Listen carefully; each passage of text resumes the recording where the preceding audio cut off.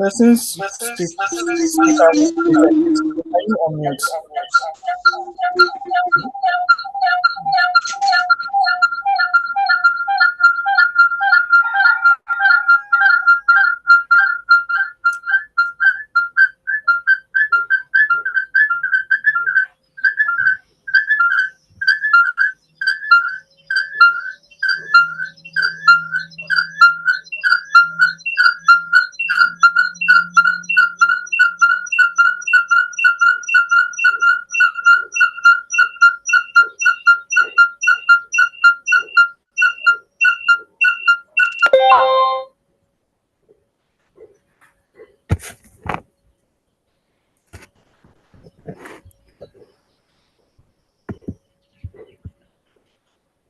Okay. Good afternoon, everyone. Can you all hear me?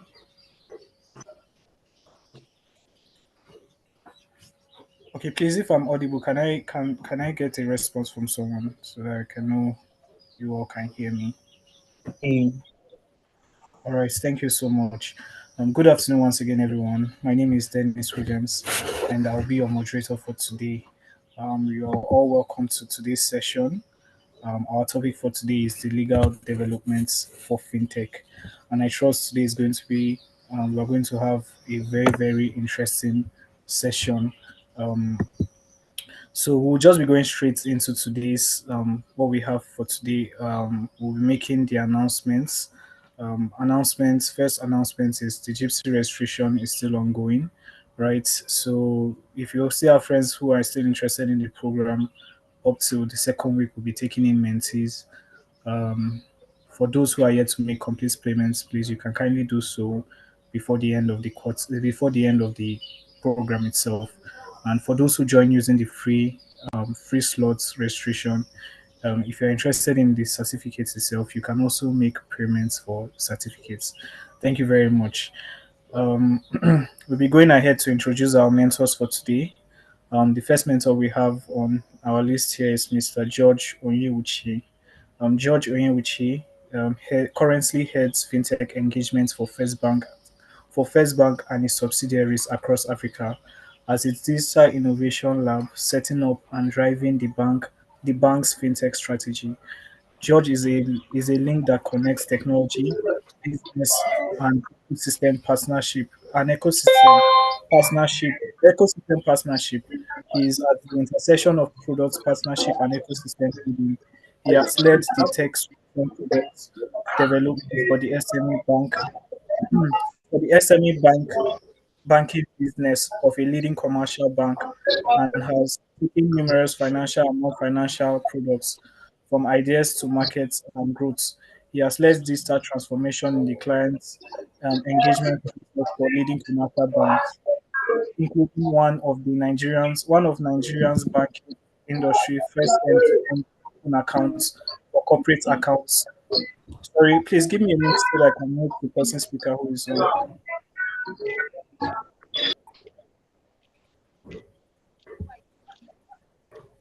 Okay, sorry. Just to continue, um, first end-to-end account opening for corporate accounts and SME digital lending. His team has won numerous awards for powering growth of SMEs. He also provides advisories for Crypt Africa towards developing blockchain infrastructures and building the operating system for African businesses on the blockchain and hosts knowledge sessions on blockchain applications of various industries within the African context. Welcome, Mr. George. Thank you for being here. Um, sorry. Our next mentor for today is Mr. Oluwafemi Erinle. Um, Results driven and technical oriented attorney with autonomous driving legal initiatives in corporal organizations recognizing and implementing analytical strategies with a solid background in matters of domestic and international policy, client advocacy preparation, legal research and documentation and partnership, equipped with sound technical technical skills and dexterity in advancing legal workflow by making contributions that yield measurable and evident results. Noted for the ability to champion concepts in the legal and technical space, multitasking and juggle multiple pressing projects to meet and surpass deadlines, and collaborating cross-functionally to drive business initiative. Adept to adept in the utilization of programming software and sophisticated business tools targeted towards advancement with admirable leadership skill and team building skill, with demonstrated excellence in creating result blueprints to improve business methods and objectives of clients. Currently running with Tal Service Limited. Thank you so much, Mr. Luafemi, for being on call. I would really glad that you are able to join us for today's session. Sorry, my screen is moving a little bit. So, our last but not least on our mentors list is Mr. Temi Shigbe, if I got that pronunciation very correctly. Temitope Arowo Segbe, sorry, is a legal practitioner with almost a decade experience in litigation, commercial and transaction law, real estate consulting, and regulatory compliance. He graduated from the prestigious Oluwafemi Awolowo University before proceeding to the Nigerian Law School, after which he was called to the Nigerian bar. He has a knack for legal due diligence, startup business advisory and consulting, as well as contract drafting, and and has endearing skills in client relations. He is a member of the Nigerian Bar Association and the Business Recovery and Insolvency Practitioners Association of Nigeria. He is also a corporate event host. Thank you so much, Mr. Temitope, for joining us. You're welcome to today's session. So we'll be going straight ahead to have our mentors come just give us a run through today's topic, legal development for fintech, and we'll just like okay, I see Mr. Temitope and Mr. Oluwafemi on call, so I'll just like to give the floor first to Mr. Oluwafemi to just give us an overview of today's topic before we run through it to Mr. Temitope. Mr. Oluwafemi, you're welcome, sir.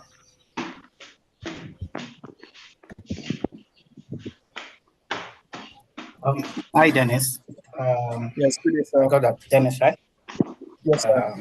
Good afternoon. Thank you. Thank you very much for the introduction. Yes.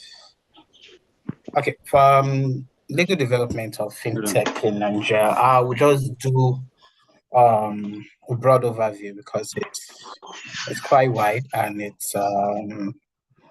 I'll just do like a quick brief run through of the fintech space in Nigeria.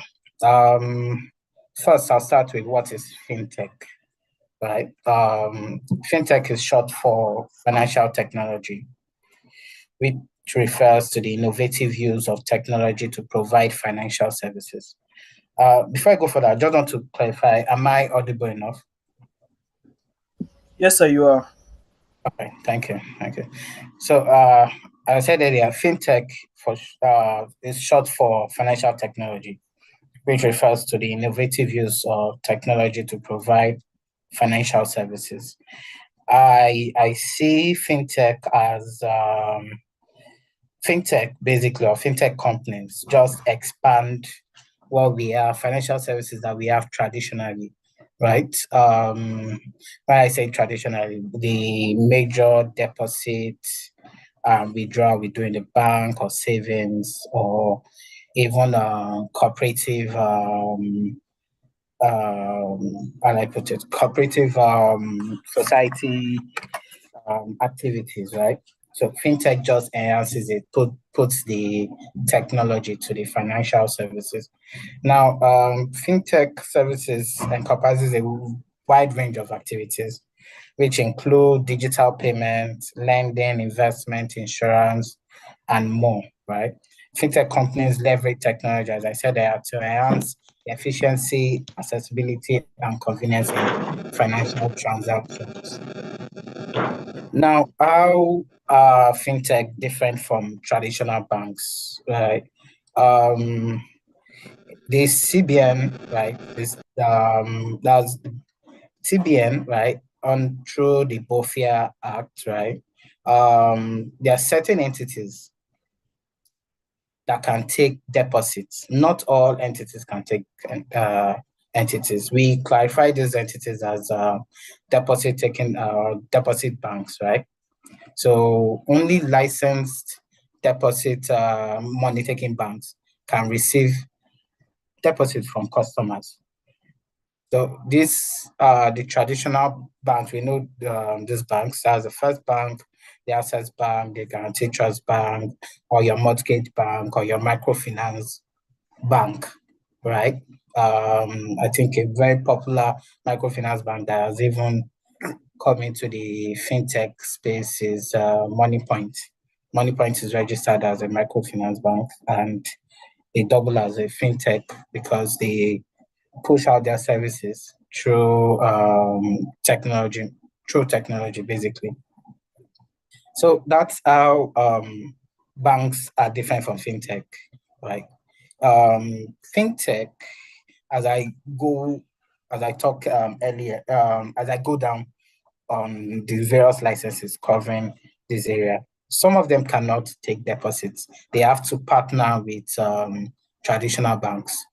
Now, if you see the likes of PiggyVest or even PiggyVest, RiseVest, or some of your even I think Cowry, is it Cowry Rise, right? Some of these fintech companies, when you want to deposit into the account, right? You'll see Wema Bank, that the name of the account is maybe, I'll use my name, Femi, and there maybe in brackets might be PiggyVest, or depending on the bank they use, because some of them have different integration. You can see your full name, right? Even yes, basically, then before I go deep into the aspect, you see that now in that aspect they've had to partner with a deposit taking bank because their license or whatever they're running on cannot receive customers' funds.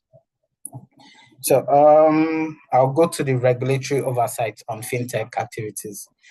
Now, since the primary function of fintech is to enhance financial services, right? Whatever financial services, be it even insurance or securities in terms of stocks. There's what they call this asset management, right? Because there is your Trove. Trove is a fintech. It allows you to buy Nigerian stocks and American stocks. Now, for Trove, for an app like Trove to perform or carry out its activities, there are two things it needs to do. Either partner with a company that has a license with SEC. SEC is the Securities and Exchange Commission, right? They can partner with the company and then try and leverage on the company's license. Most companies do that. That's like the easiest way to enter into the fintech space. Or you can, if you have money, if you have funding, you can go ahead and get the license from SEC. Now, most of all these licenses are quite expensive, and most startup fintechs don't have that money. Except maybe they secure huge funding, but most of the time, before you secure huge funding, you have probably had what they call the name, a product that is already in the market. Now, let me go straight to the regulatory oversight on fintech activities. So I started with the SEC, right? SEC oversees capital market activities, including crowdfunding platform, digital securities, investment advisory services, asset management, and now we know cryptocurrency called digital assets. The SEC last year released its rules and guidelines on digital assets, right? People that want to be providers of digital assets or custodians of digital assets. Now, if you want to go into the crypto space, you know you have to get a SEC license.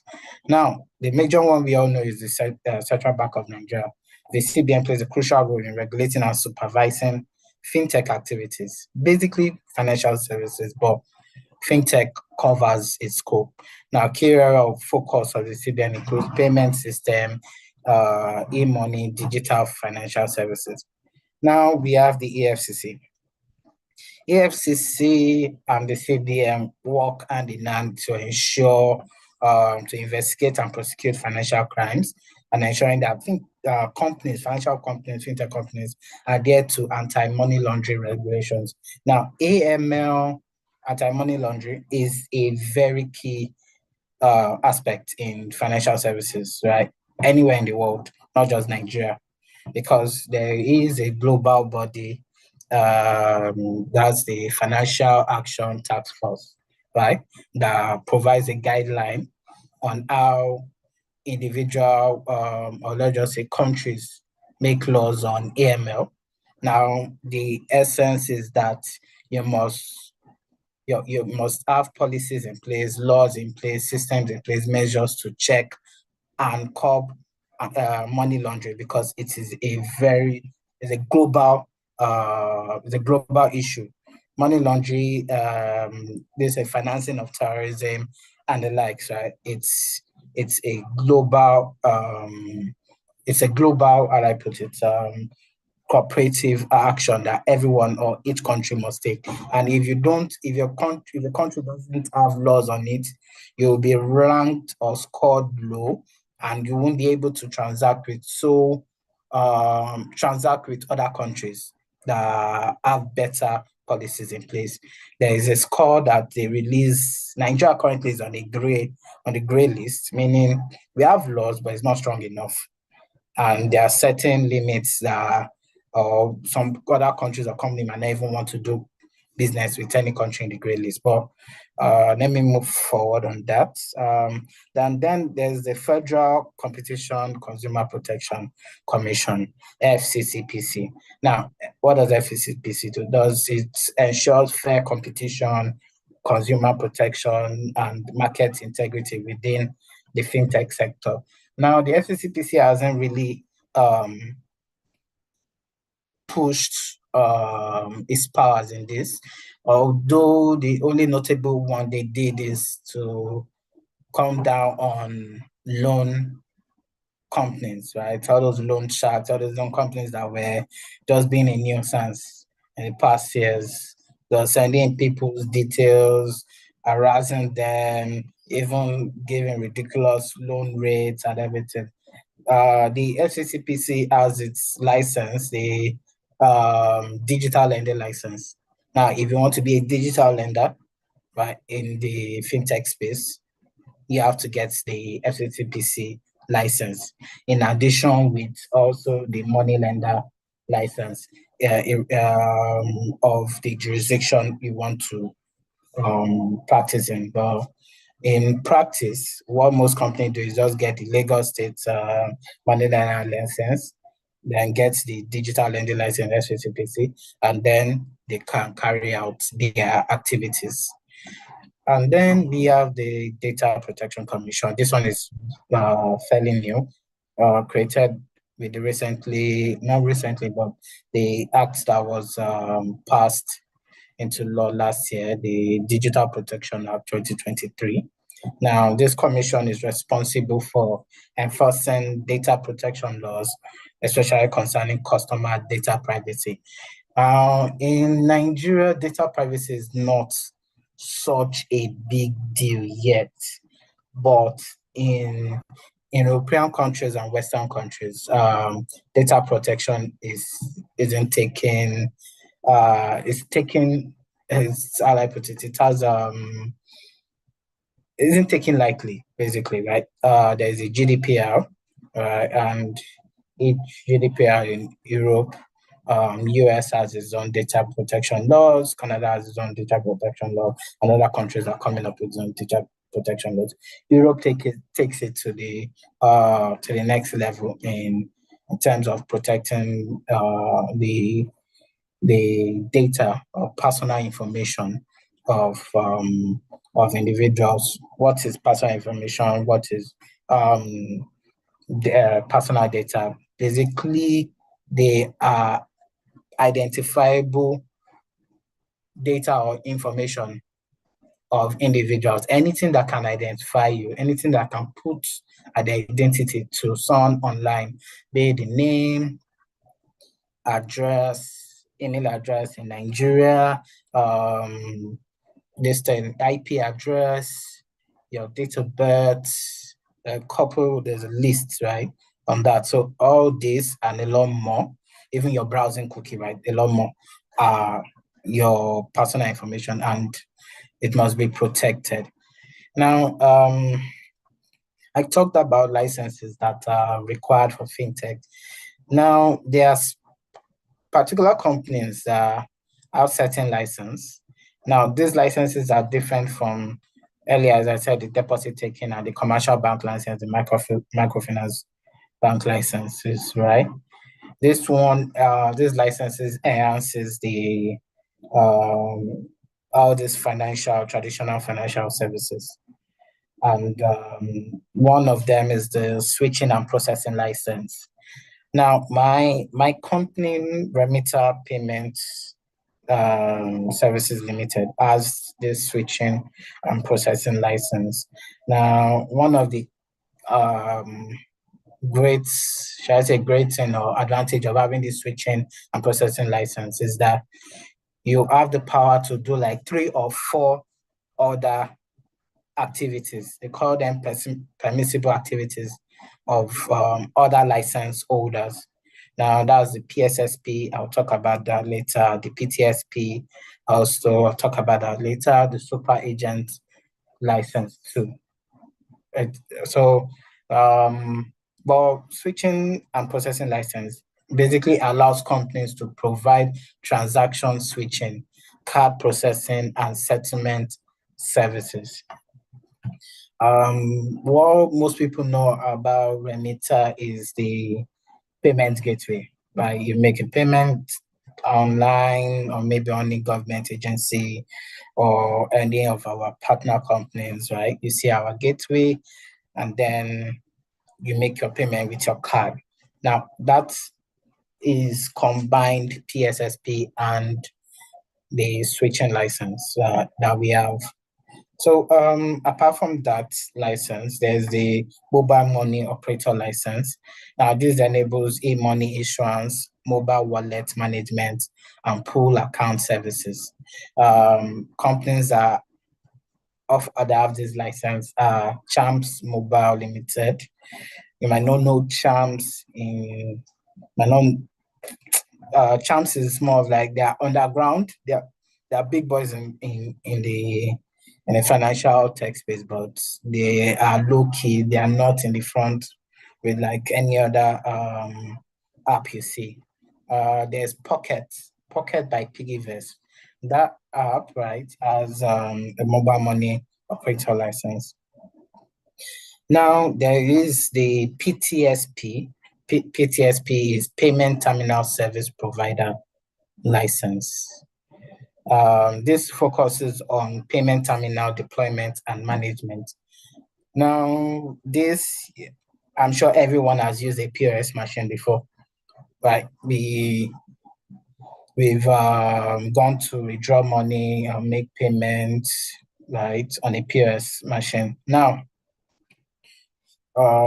only licensed PTSP companies by CDN can what they call it, manage or help deploy, manage, and what they call fix or service POS machines or POS terminals, right? No other company can do it. If you want to because let me break it down. Now, the POS machine or POS terminal on its own is just a laptop without an OS, right?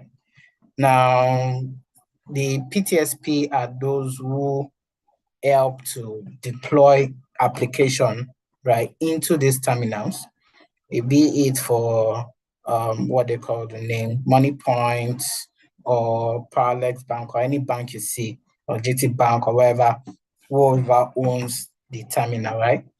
the terminal owner must come to this PTSP and say, yes, we want to deploy our application on this terminal. Come and help us. So these PTSP providers come in, they help them deploy, certify these terminals with the Nigerian Interbank Settlement System, NIBS. Now, NIBS is a PTSA, Payment Terminal Service Aggregator. I won't go further into that, but these three parties come together. All terminals must be certified by the NIBS, and they must come through a PTSP licensed company.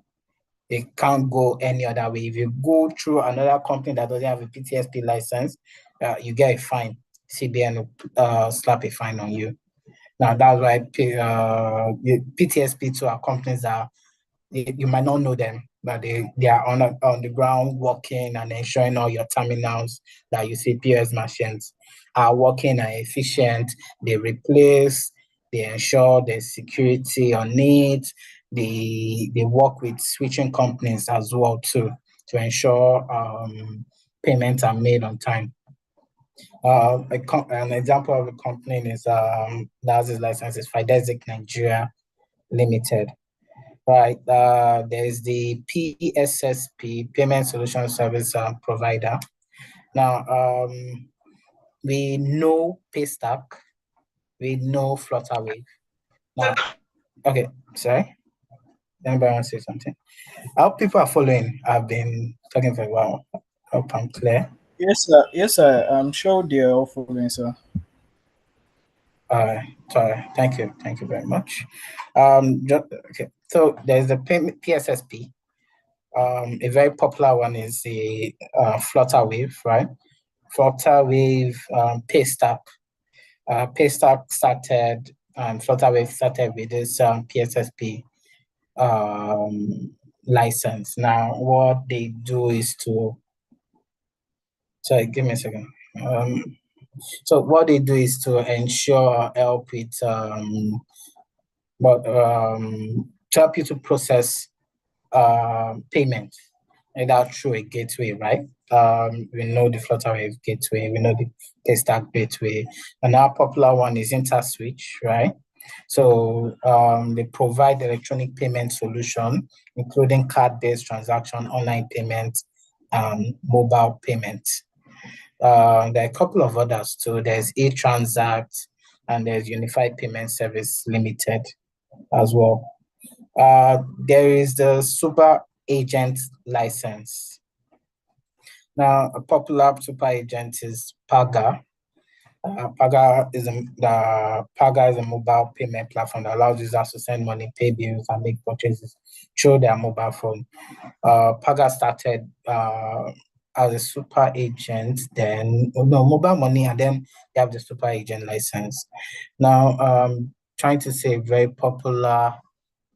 Oh, let me just explain what. Let me just get to explain what super agent does. Right. So, super agent allows for agent banking services. So, cash in, cash out, and account management. Right. Yes, a very popular one is OP.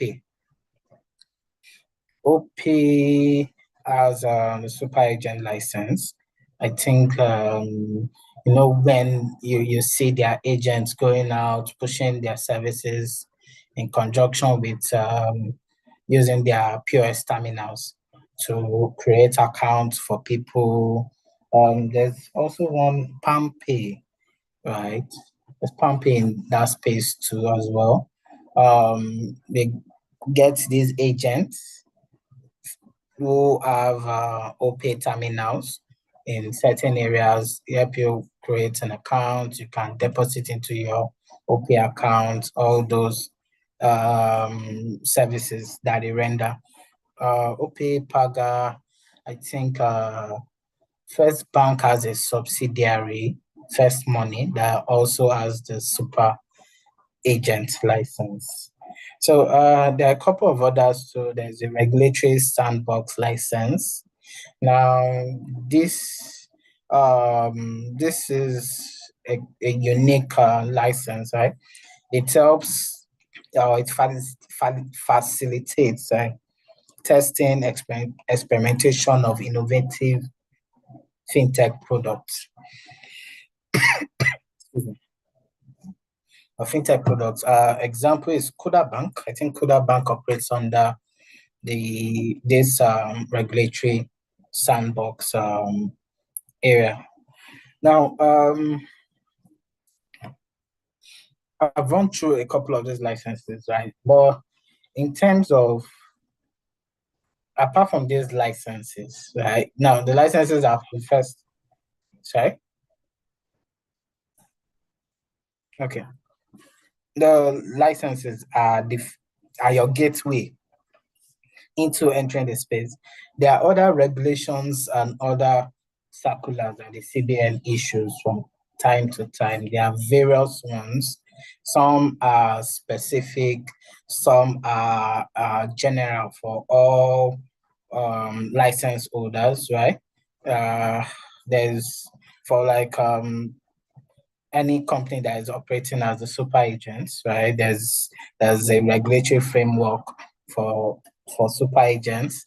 There's a regulation for agent banking and agent banking relationship. If you have a PSSP license, there's a guideline for operating as electronic payment channels, right? There's also several guidelines and regulations that cover the activities of these fintech companies or financial companies that offer these services. So it cuts across whether you're even a traditional bank or fintech space. The CBN has various regulations and guidelines covering it, and they always carry out their oversight on this. They even do their what they call it, audits, right? They carry out yearly audits on these companies, ensure that they have all the measures in place, especially even anti-money laundering.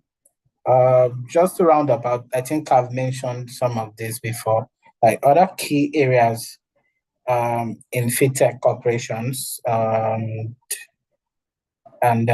this thing, let's just say key areas, regulatory oversights that are key is first, I talked about anti-money laundering. Fintech companies must implement robust AML measures to prevent illicit illicit financial activities. Now, what does AML cover? It covers basically you've heard maybe KYC, know your customer, right? Or KYB, know your business, right? You must do your KYC check, your due diligence check. You've heard of this recent directive from CBN that all bank accounts should have their NIN linked. Before it was BVN, now NIN, some together if you have a BVN NIN. Now these are parts of the due diligence check. Often all accounts cut across fintech too, you must have your NIN linked. It's a way to identify you, to ensure they can put your identity. Yes, you are who you are. This is your name and is linked to your account, because they must be able to know who owns the account, what you're transacting, if it's above a particular threshold. For individuals, if you're transferring more than 5 million, right, a day, right, there's these companies, banks have a report. They must give up monthly reports on transactions for individuals above 5 million, if it's company above 10 million. If it's a dollar-dominated account, the equivalent in dollar, I think, is $5,000 and then $10,000. Now, all these companies must do this reporting. They call it suspicious transaction reporting. There's CTR, cash transfer reporting, also cash transaction reporting as well. And this part of AML, it has created a very an exciting what they call the name, should I say sorry, the name, should I say opportunity, or just, yeah, opportunity, right? Or a new field, right? For even lawyers or anybody interested, right? They call them, that's the compliance field.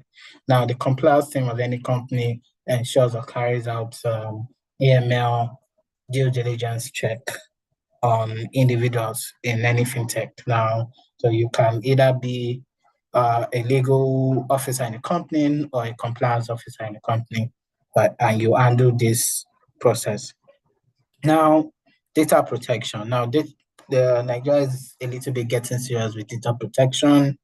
The Data Protection Commission came out and said all companies that processes personal data should go and register with them. Now, there's even the data, they call it DIA, data inspection audits, right? Yeah, you must carry out an audit to a company to ensure that, okay, you have all the measures in place to process personal data of individuals or your customers lawfully. Now, how is it lawful? You must get their consent. You must tell them what you use the information for, how you use it, and you will not share with any third party. Now, that's why all companies should ensure they have like a privacy policy that states all this. So compliance with data privacy law is essential to safeguard customer information. Now, there's security. Security is important, especially with the way of cyber attacks all over. Ensuring secure technology infrastructure and protecting against cyber threats. If you want to, if you are going into any of this licensing, like getting some of these licenses, CBN has certain standards, security standards you must meet before you get this license. You must show the certificate. Now, all these certificates are not issued until an external audit are carried out on your system, and then they certify you. One is the PCI DSS, there's the PADSS, right? For anyone that wants to process card information or run a payment gateway, you must get these licenses. They will audit your system, ensure that yes, you have all the security measures put in place. These licenses are global, like all companies, American companies, always try all companies always or need to have these licenses. So security, data protection, and anti-money laundering are like key legal areas in fintech operations. There are a couple of others, but I just try to just put this on the surface level. I'm sure when you go deep, you get into a fintech company because it's quite wide, and depending on the area you go into, because different banks operate in different fintech companies operate in different sectors, so you get to know more on it. But if you are in the banking space, I'm sure you won't miss all this AML bits and data protection bits. So uh, that's all for me. Thank you. So open for is open for questions. So yeah, Yeah, thank you that's so all for much, me. sir. Thank Yeah, you. thank you so much, sir, for that wonderful oversight. Questions and answer segments will be coming on later over the course of the session. So we'll be having that later on. But we would like to also hear from our second mentor with us, Mr. Temitope. Mr. Temitope, sir, the floor is yours. We thank Mr. Oluwafemi for giving us an elaborative oversight of the fintech industry, right? The legal development of the fintech industry. We also like to hear from you, sir. What are your own thoughts, your own perspective, your own insights into the fintech space that you would like to share with us, sir?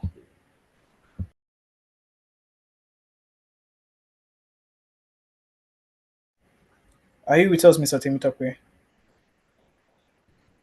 Yes, I am. Good afternoon, everyone. Good day, everyone, depending on where each and every one of us is listening from.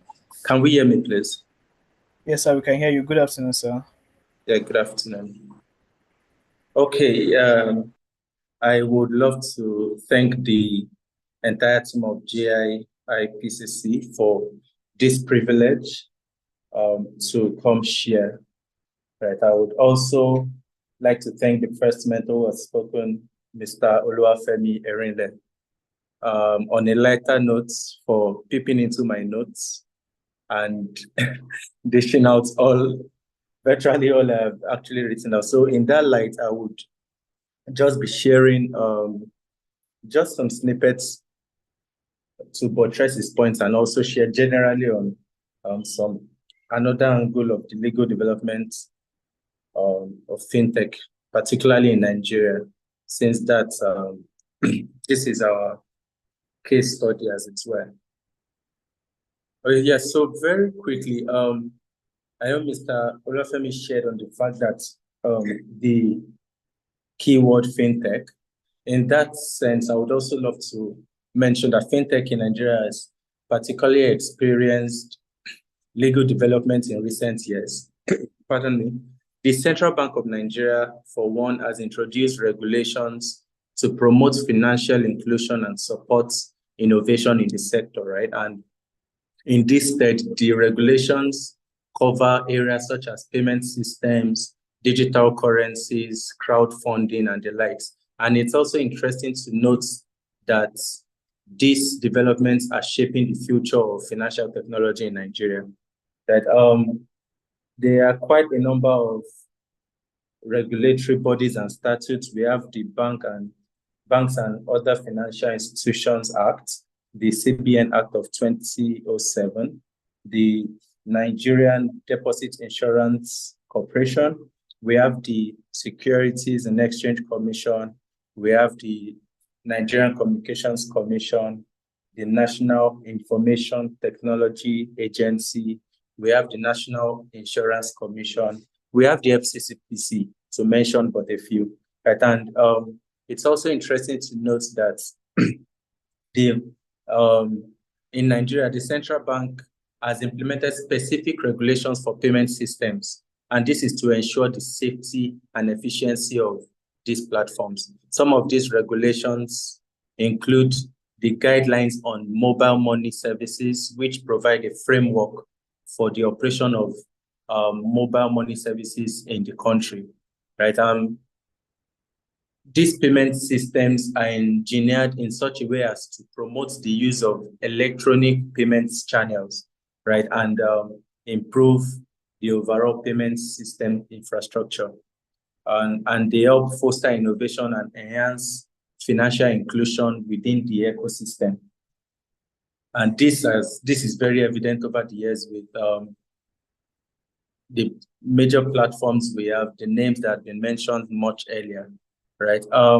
In this stead, the evolution of legal development in the FinTech space has actually given birth to technology law, right? And this aspect of law covers a wide spectrum of legal issues and concerns.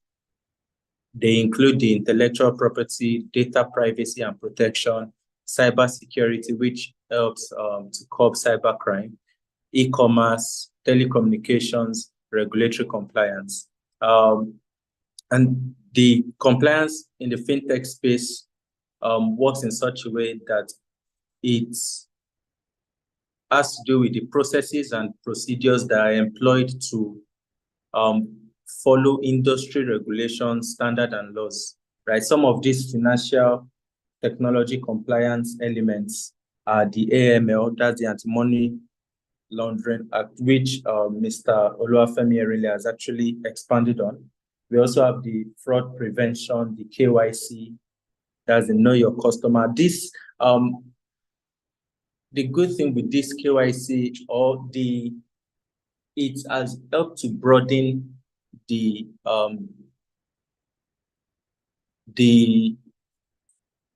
for lack of a better word, it has helped to expand the concept of KYC in the banking sector, right? And particularly the FinTech space. So an example of this, of the KYC procedures are the PEP. PEP means the politically exposed person. So, for example, if I, for one, have a friend, if, for example, Mr. Dennis is the cousin to a politician, right, is in that sense a politically exposed person. And the information of Mr. Dennis, hope you don't mind me using your name. I don't mind, sir. Okay. Yeah. So if, for example, Mr. Dennis is a politically exposed person, being the cousin to a politician, right? The bank or these financial systems, financial organizations or institutions should take note of his details and track his transactions over time. And there is a slogan which is used in the fintech space: once a PEP, always a PEP. So even if Mr. Dennis's cousin has left the political space, maybe his administration had ended, once you are affiliated to a politician, as it were, once you've been termed a PEP, a politically exposed person, you are always a politically exposed person. So in that sense, even if it is years to come, the financial institution has an obligation to report or monitor your transactions in that sense. So that's the broader sense of the concept KYC. Right? In line with this, it's worthy to note that as at January 2024, there have been at least 254 companies in the fintech space, as against 236, which was about by Q2, Q3 of 2023. So the fintech space, the legal development is giving room for more inclusion and more companies coming up, springing forth in the fintech space. For another example of this is the fact that for most of these online platforms, some of them which are Kuda, OPay, PalmPay, and the likes, based on the regulations that have been put in place over time, they find they are one way or the other still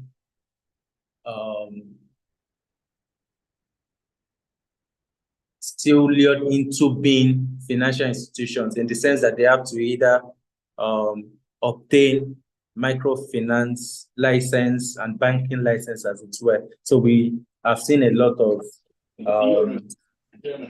evolution in that light.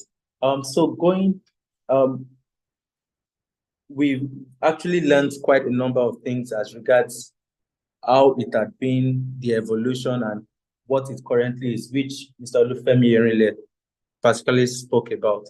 So I would also want to touch on the requirements for operating mobile money services, right? We've touched on the specific regulations for payments systems, and there are some of these requirements which, of course, have to do with regulatory compliance. So one of it is to operate mobile money services in Nigeria, which is also an arm of the fintech category.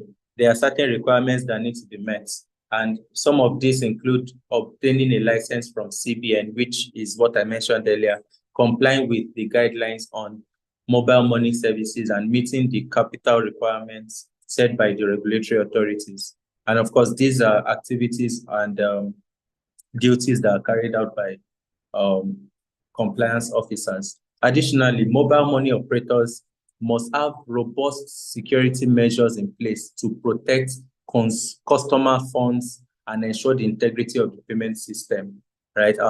It's also important for the operators to adhere to requirements to provide safe and reliable mobile money services to the users. This is in line with cybersecurity, data protection, and the likes, right? There are also the capital requirements. The requirements for operating mobile money services in Nigeria, they actually vary depending on the type of license involved and the scope of operations, right? So, for example, the central bank sets the requirements to ensure that financial stability and viability of mobile money operators. I know as far back as 2005, there was a regulation as regards traditional banks, and the capitalization as at then was 25 billion. So over time, there are regulations that see to the fact that most of these fintechs are financially stable and viable for their operations. It's also best to consult the guidelines and regulations provided by the CBN for detailed information on capital requirements. And it's also good to note that there are security measures for protecting customer funds.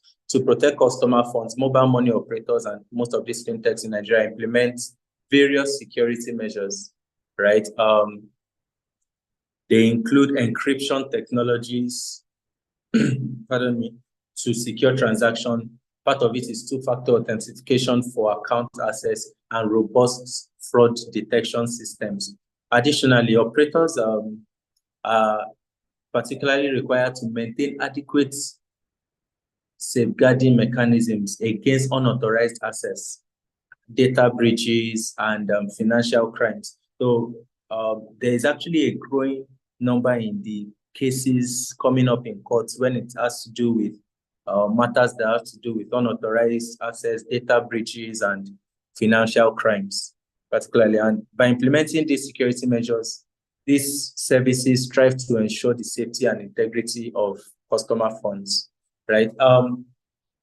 In line with the fintech space, there are some common fraud detection systems used. Some of these systems used include transaction monitoring systems, anomaly detection algorithms, and machine learning models, right? These systems analyze various factors such as we have the transaction patterns, we have user behavior and historical data to identify suspicious activities and potential fraud.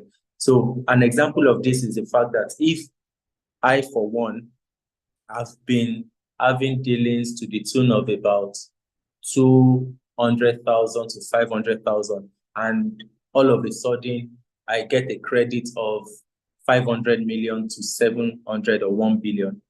These are anomalies and suspicious activities, right? So there are systems that are put in place to detect common fraud activities. And also by continuously monitoring and analyzing transactions, the systems help to detect and prevent fraudulent activities and ensure security of customer funds, right? In line with this, Mr. Oluwafemi also talked about the limits to particular transactions as it relates to individuals and corporations and corporate entities. Now, going forward, of course, when we talk about the legal developments in the fintech space, we've talked about the history, we've talked about what it is about now. And going forward, there are quite a number of speculations and prospects, right? There would be need for more legislations. I, for one, in my opinion, I believe there will be need for more legislations to better establish functionalities and to avoid duplicity of laws guiding the fintech space. There would also be a wider range of legal practice covering the space. So, for example, in the past 10 years, there was little or no. In the past 10 years, there was little or no details when it comes to the practice of intellectual property, the practice of data protection and the like. So going forward, we'll be seeing more of that in the legal space as regards the legal development of fintech in Nigeria. And in line with this, we would have more details to some areas of the law when it has to come with financial modeling, insider dealing, intellectual property, patents, registration of trademarks, and the like. It's on the rise now, but we'll be seeing an influx of that area of practice. We'll also be looking at the practice of unjust enrichment and so on, right? There would also be a lot of collaborations and international border legislations, right? And this is so because most of these fintech platforms have investors that are based in the USA, particularly the USA and European countries. And I, in some years back, took a study on the Foreign Corrupt Practices Act, which guides organizations that carry out businesses in and are registered in the United States of America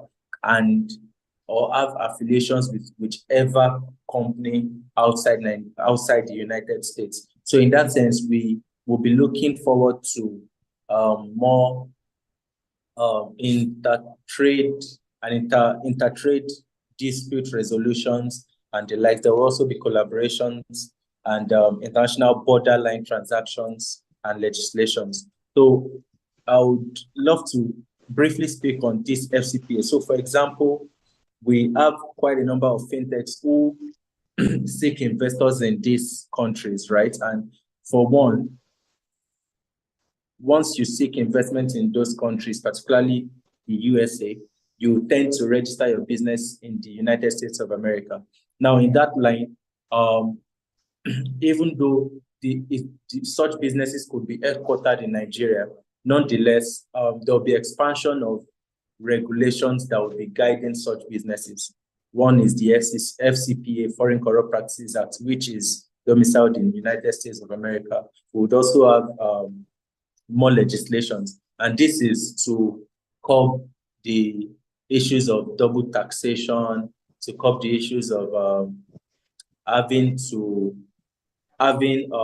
regulations that are duplicating functions and the likes. So in that sense, I would love to put a pause here and give room for the next mentor. Thank you very much for your time.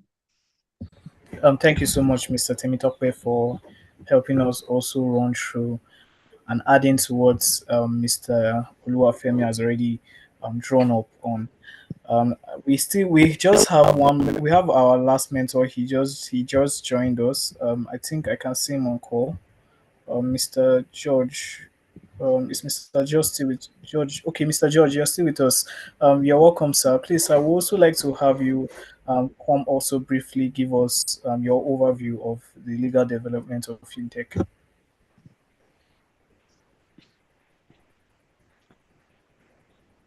Mr. George. Can you hear us, sir? Yeah, I can hear you. Good afternoon.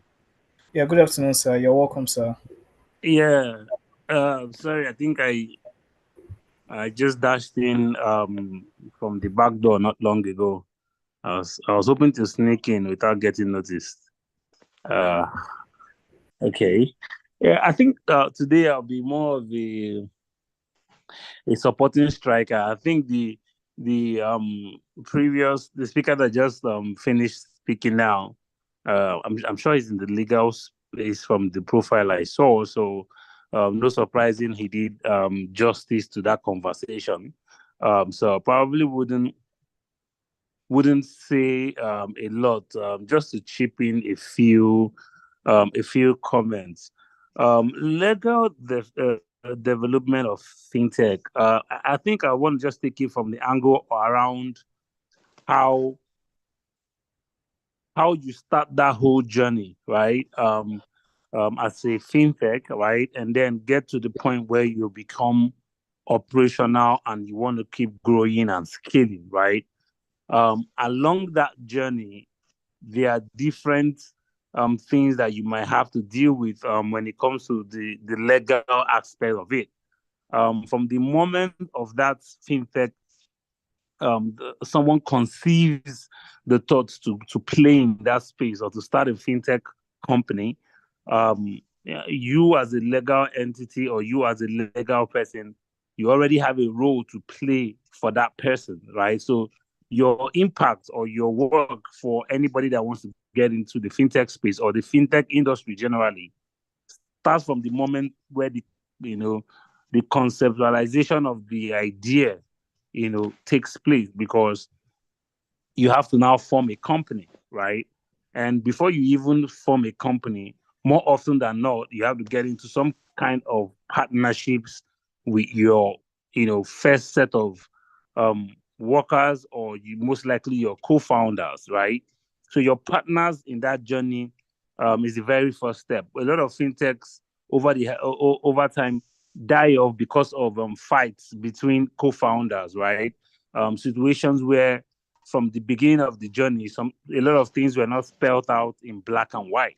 So as the venture becomes a bit more successful, so many things that were not properly defined now starts bubbling up, and at that point in time, disagreement ensues, and with disagreement comes sometimes people are not able to handle it well enough, and of course it leads to the collapse of that particular fintech venture, or those or the co-founders. One of them either leaves the venture in not the best of ways, maybe angrily or something, and sometimes they go to court, start legal battles and all that.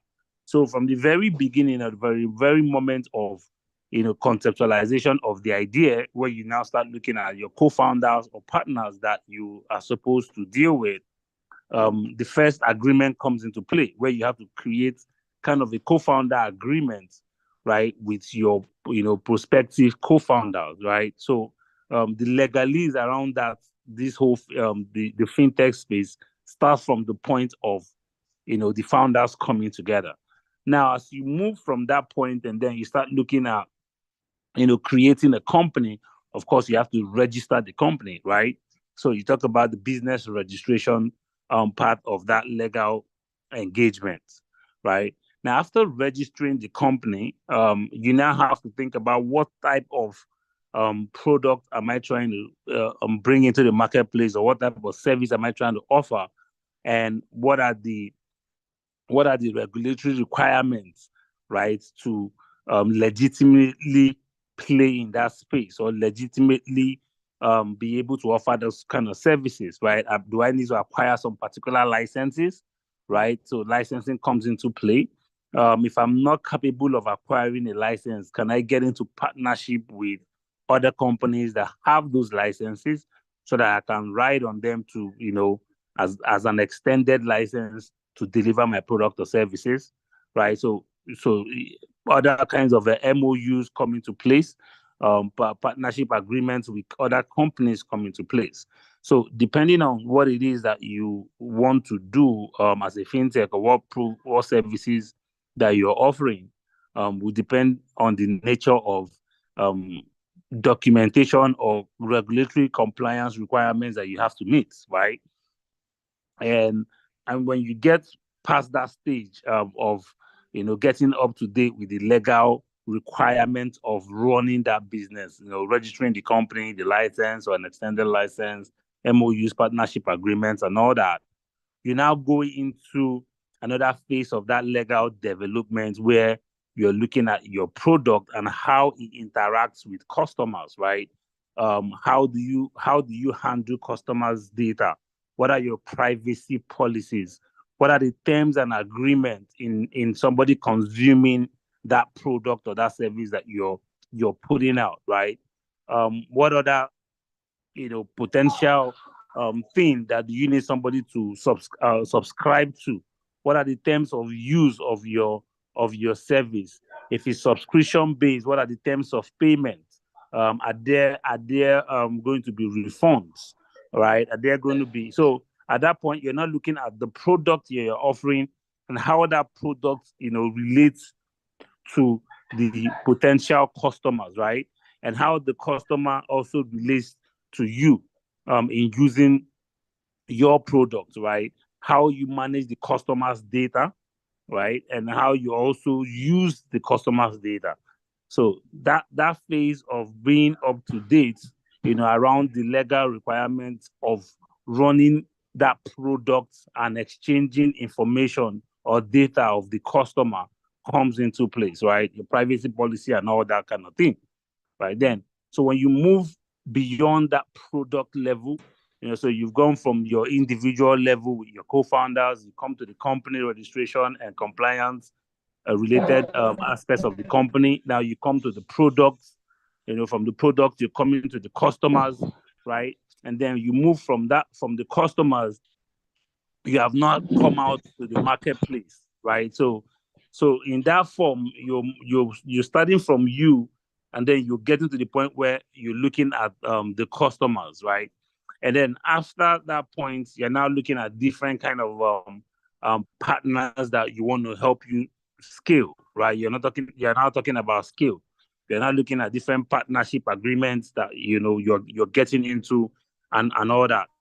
But before you talk about scaling, of course, when you finish that product, remember that you're going to hire people. It's not just going to be between you and your early co-founders. When you put that product out there and customers are started using that product, now you have to hire more people. And with hiring more people, of course, comes another phase of legalese that you got to do. You have to put in place, hiring agreement, employee agreement, what are going to be the various employee welfare. What does an employee have access to, right? How does an employee relate to the company? So all the various things around the employees, right? The people that work for you comes into play. That's another leg of that Lego component that you have to deal with while involving that fintech, right?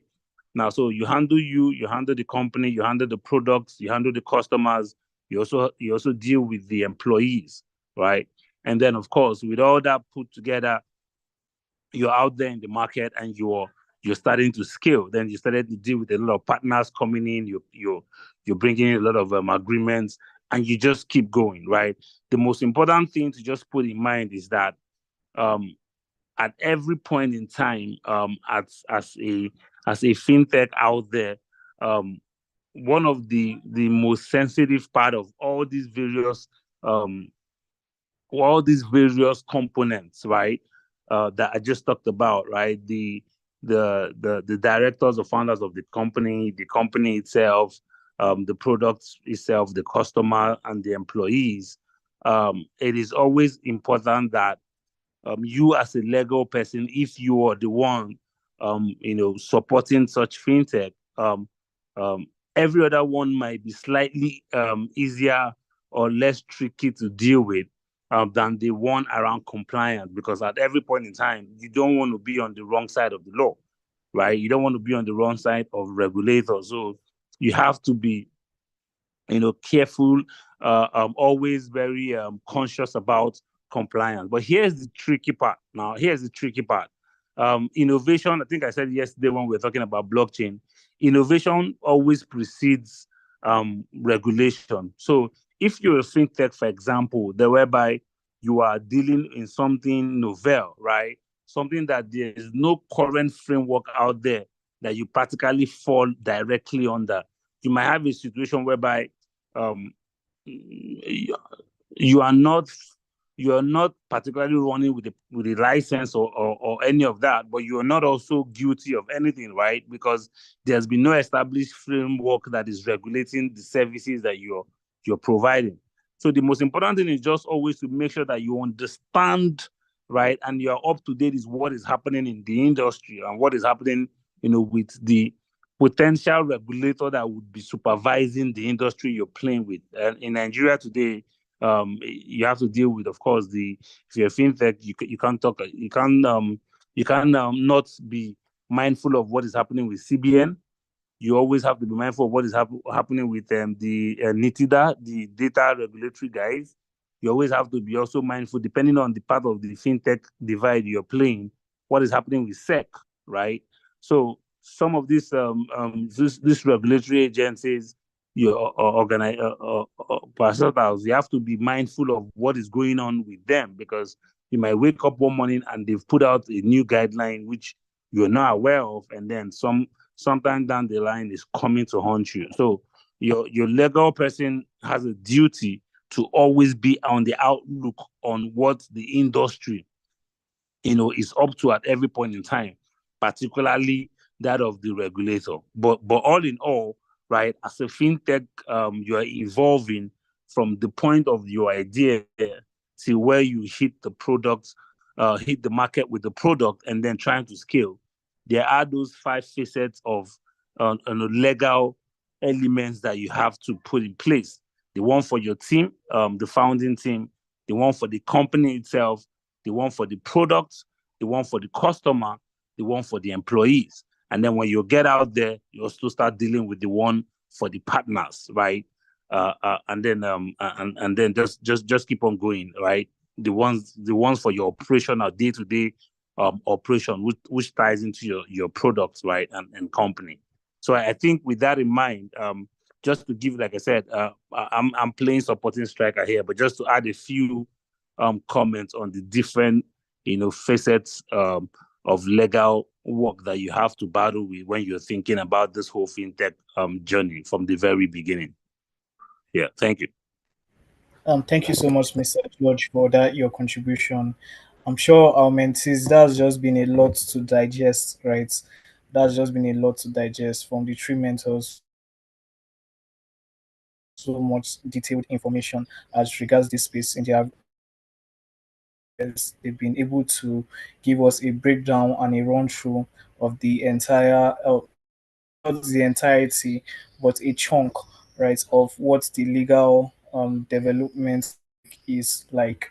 And we also like to hear from the mentees based from their own research they have looked up through while they were making their presentation or while they were sourcing out for resources to find as regards this particular topic, and were there things they discovered. So we would like to hear from. So we'll be having our presentations right about now, right? The group presenters for group one and group two. Please, you can come up and make your presentation. The time for presentation is 7 minutes. We'll like for it to be very fast so that we can have comments from our mentors, and then we'll be taking questions and answer. We'll be taking the question and answer segments. So please, the group presenters in class, and are they ready? Group one, please, is your presenter ready? If your presenter is not ready, we can just go straight to group two. Group two, um, who is coming up first?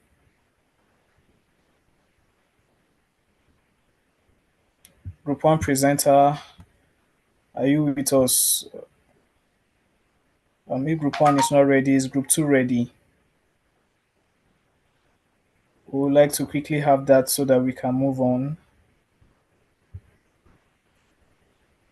Okay. It seems our mentees are not ready with their presentation. I don't know why. But please, we would like to hear from our mentees. Please, the group presenter, please, you can also turn on your videos. I would like for our mentees to turn on their videos so that we know that they are present with us in class and they are listening to what the discourse we are having here in the session. Please, I would like for the mentees to turn on their videos so that we can also see them. Thank you as you comply.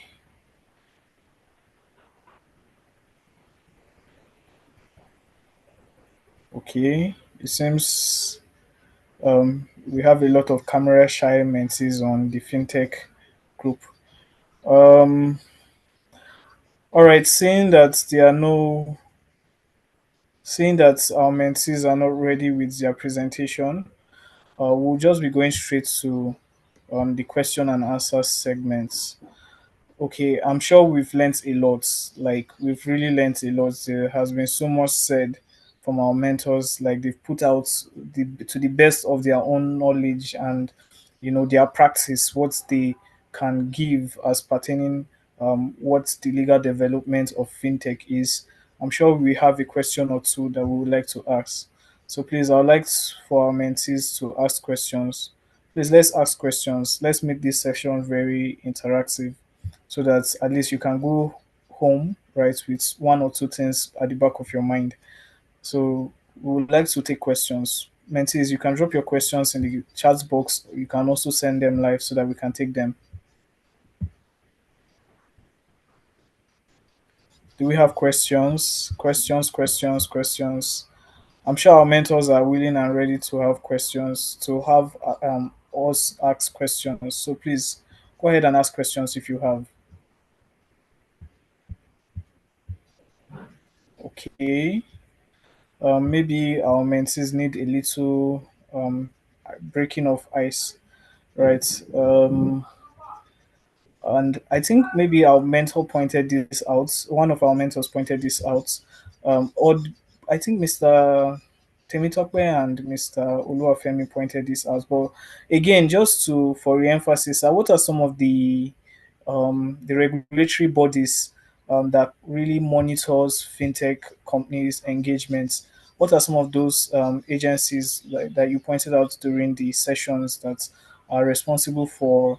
Okay, I remember you said EFCC. Are there other compliance organizations that hold the fintech space to ransom in the case of um, regulatory practices and things in that space? We'd like to hear from our mentors. Mr. Oluwafemi, please, we'd like to hear from you, sir.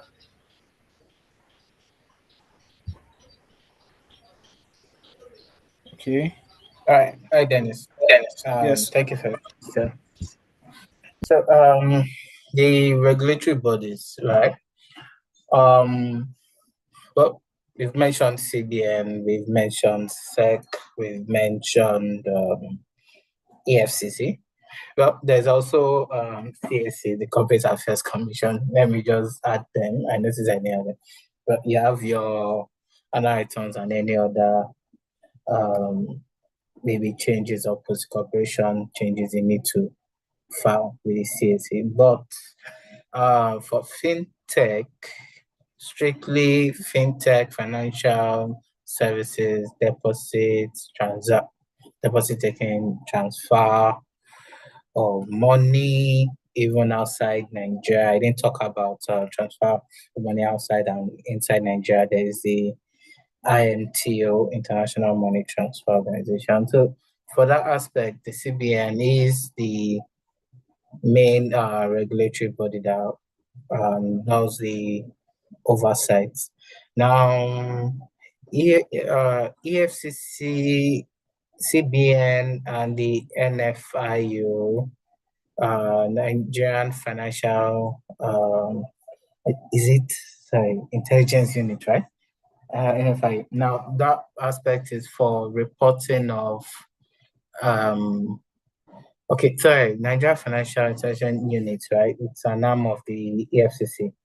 Now, that's where you report cash transaction, STL, CTL, your obligations monthly. I think there's monthly and there's weekly, but that aspect is that's the compliance aspect of the fintech operations.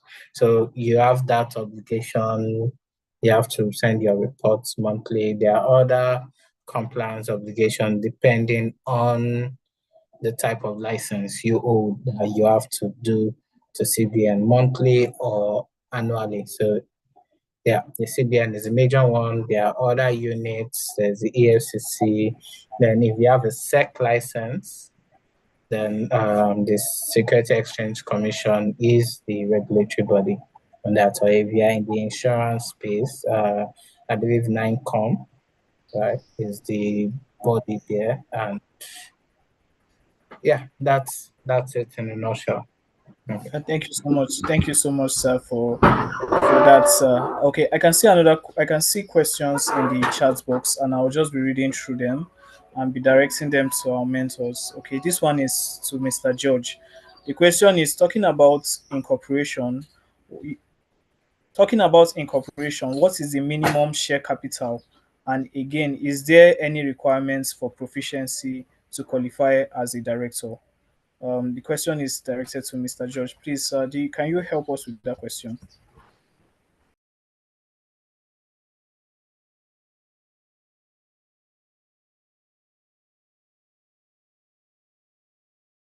Sorry, could you take the question again?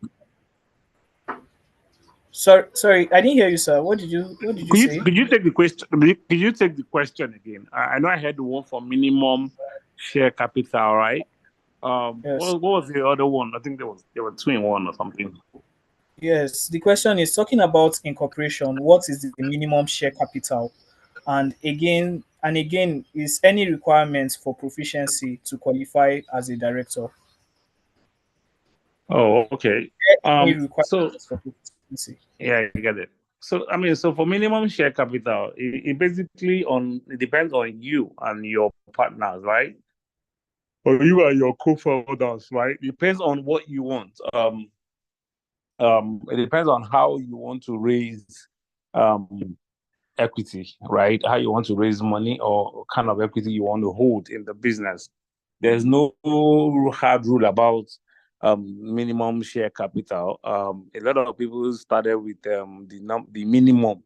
I think then it used to be 1 million, 1 million naira, and then if there's need to increase it subsequently, you apply to SEC, pay the necessary fees, and it to be increased. So there's really no hard rule to the minimum share capital. I mean, it's just a function of how you want to manage equity, right, in the business, right? How you want to use equity, especially as in allocating those share capital to raise funds for the business, really.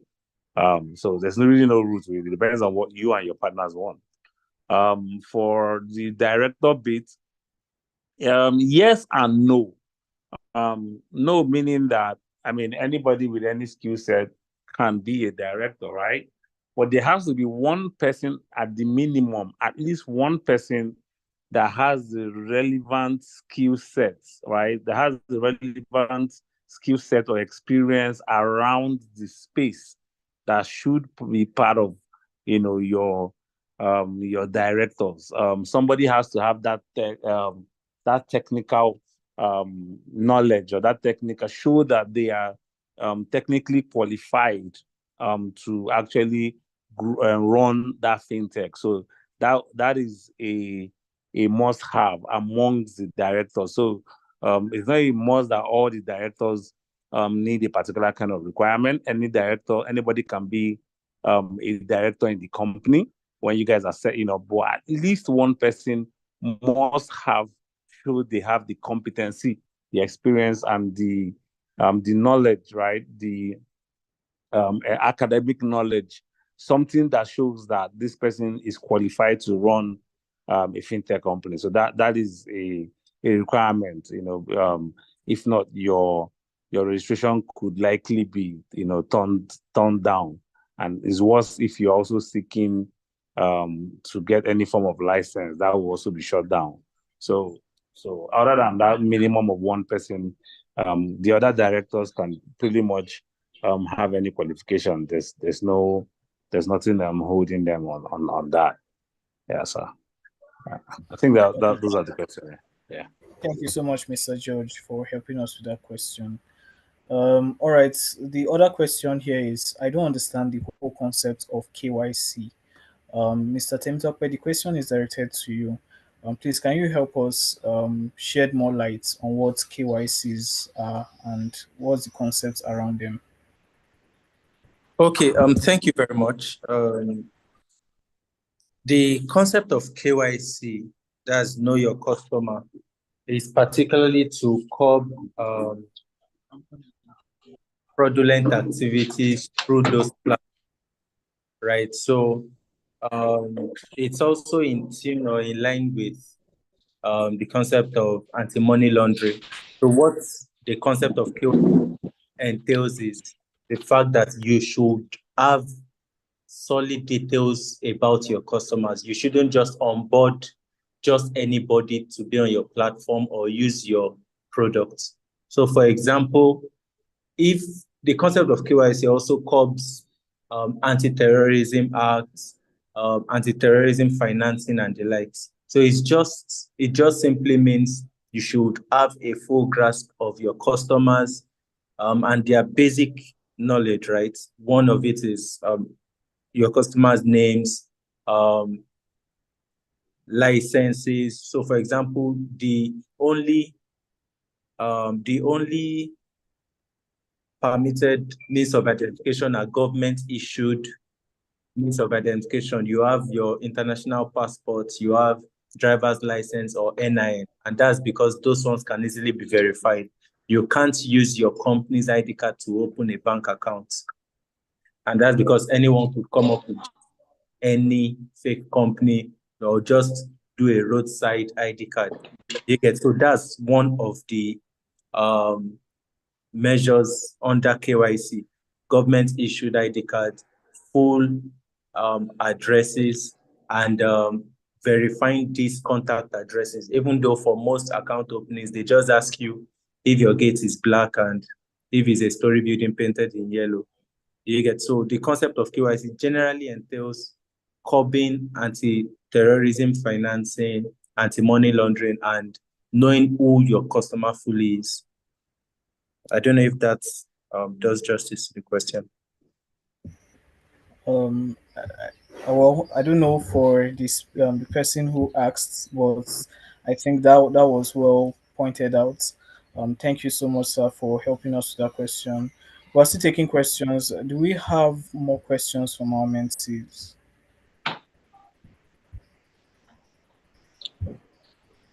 Your non-medical, your executive directors.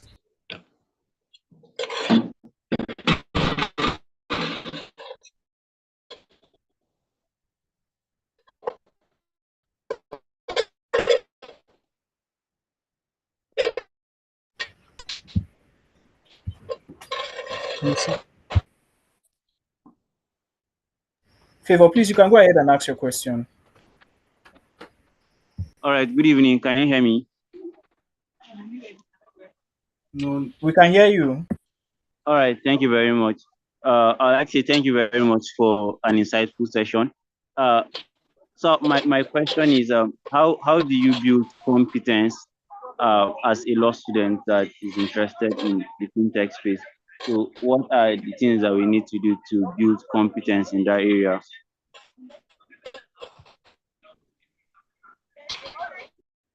Okay, Favor, you're done with your question, right? Yes, sir. Yes, sir. All right. Please, we'll be directing that question to our mentors. Mr. Femi, please, can you help us with that? I don't know if you got the question, sir. Hi, Dennis. Hi, Favor. Yes, I got the question. So, for a law student, how to build your competency in that in the fintech area? Right.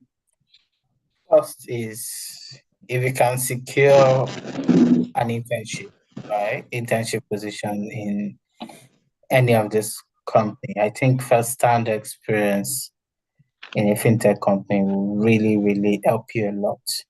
Right. That's if you can secure that, that's a plus. From there you learn on the job because that's one of the best experience. You'll be exposed to fintech discussions, the business activities, what goes down in that particular field, and you get to review contracts. At least review, look at contracts in that way, does build your knowledge. But if you are outside the fintech, maybe you're not in a fintech company, best bet is one, just do a couple of research, right? Read articles. A bunch of law firms have articles on the fintech areas, right? There are a lot. I just really found out most of all these top law firms write articles, research paper on fintech, right? They even analyze new CBN directives, circulars. There's always an article right up on this. So you can take that extra step to do your research, right? DIY for people. do your research, right? Just go online, search, just take a time off, just read up, connect with people on LinkedIn who talk about the fintech space, right? Just read up, just have an open mind, do your research because there is, to the best of my knowledge, I don't think there's any textbook on this area in Nigeria, or if there's any, except maybe some companies or a group of people come together, or like what JIIPCC is doing now. Mentor people, do seminars on that area. There are quite a few, but if you can find such areas, just go read up, learn, listen to what they're saying, go to all the center. And I think lastly is have a business mindset.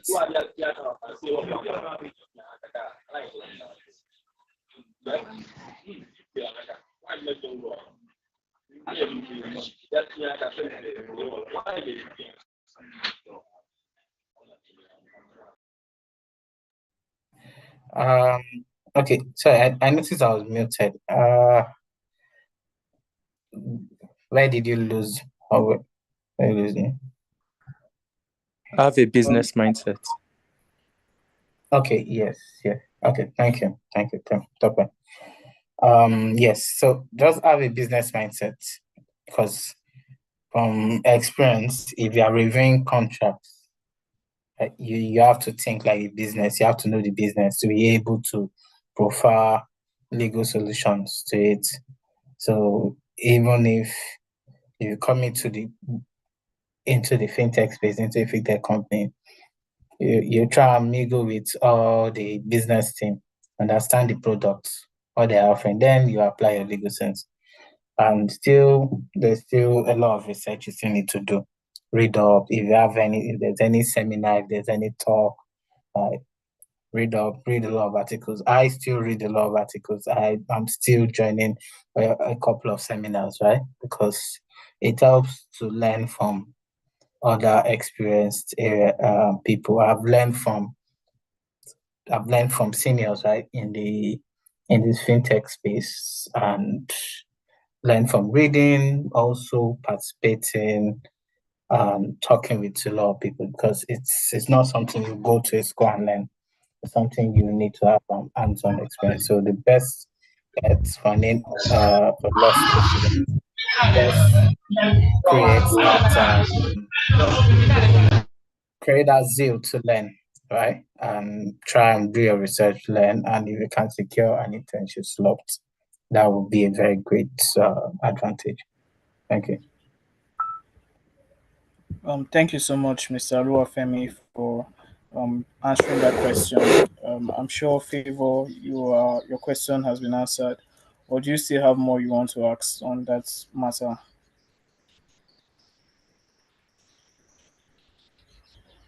Okay, we'll just be going straight to read the other questions here.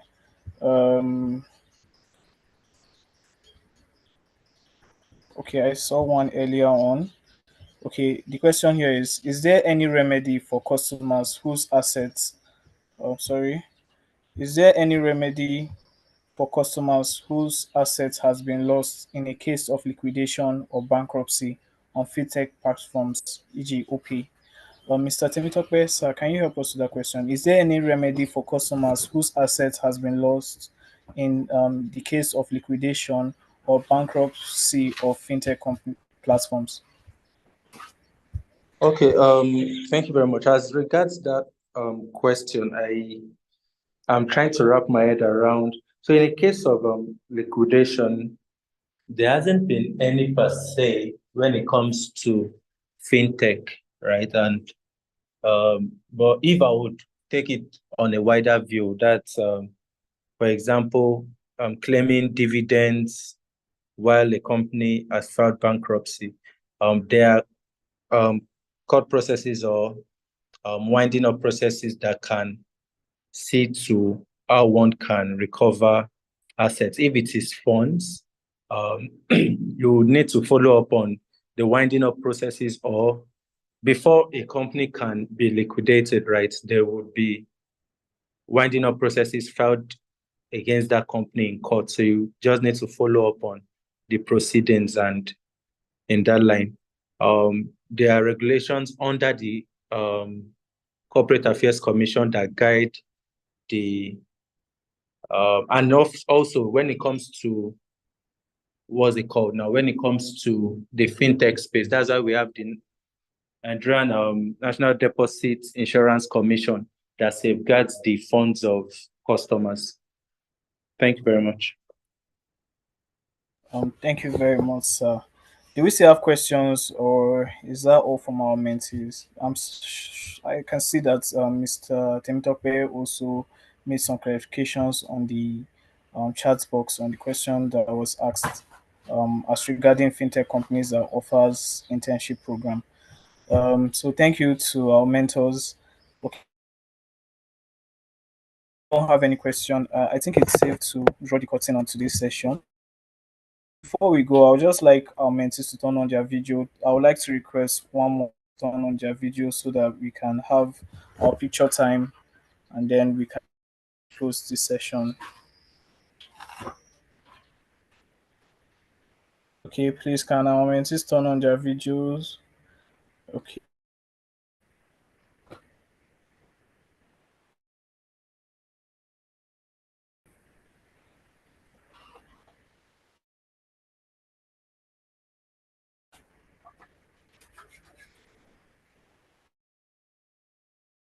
Okay.